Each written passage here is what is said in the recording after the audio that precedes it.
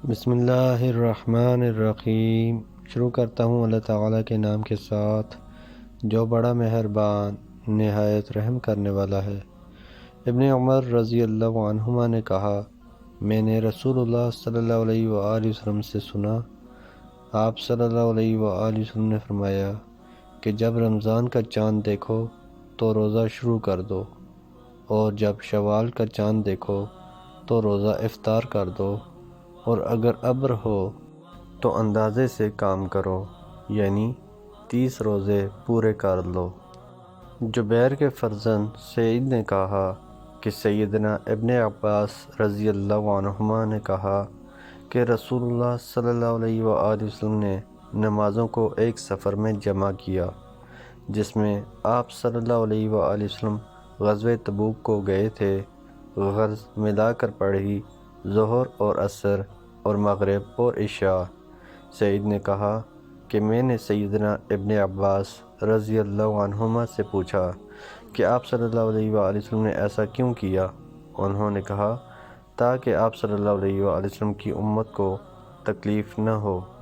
سیدنا عبداللہ رضی اللہ عنہ نے کہا، کوئی اپنی ذات میں سے شیطان کو حصہ نہ دے، یہ نہ سمجھے کہ نماز کے بعد دائنی ہی طرف پھرنا مجھ پر واجب ہے۔ میں نے اکثر دیکھا ہے کہ رسول اللہ صلی اللہ علیہ وآلہ وسلم بائیں طرف بھی پھرتے تھے۔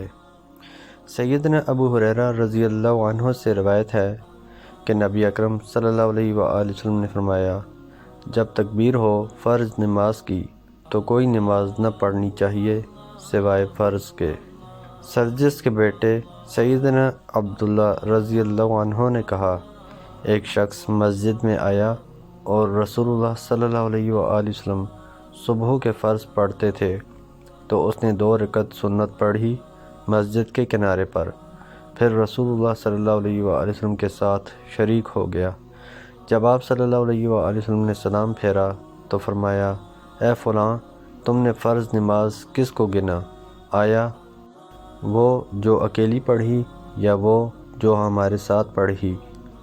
ابو حمید یا ابو سعید رضی اللہ عنہ نے کہا کہ رسول اللہ صلی اللہ علیہ وآلہ وسلم نے فرمایا، جب کوئی مسجد میں آئے تو کہے، اللہم افتح لی ابواب رحمتک، یا اللہ کھول دے میرے لیے دروازے اپنی رحمت کے، اور جب نکلے تو کہے، اللہم انی اسألک من فضلک، یا اللہ میں مانگتا ہوں تیرا فضل، یعنی رزق اور دنیا کی نعمتیں۔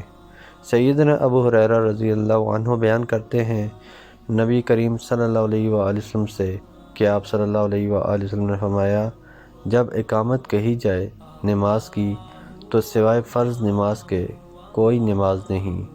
محترم دوستو، اللہ تعالیٰ سے دعا ہے اللہ تعالیٰ ہمیں ان حدیث پر عمل کرنے کی توفیق عطا فرمائے، اللہ تعالیٰ ہمیں دونوں جہانوں میں کامیابیاں عطا فرمائے، آمین یا رب العالمین۔ ویڈیو کو ثواب کی نیت سے زیادہ شیئر کریں۔ جزاکم اللہ خیرا کثیرا، والسلام علیکم ورحمۃ اللہ وبرکاتہ۔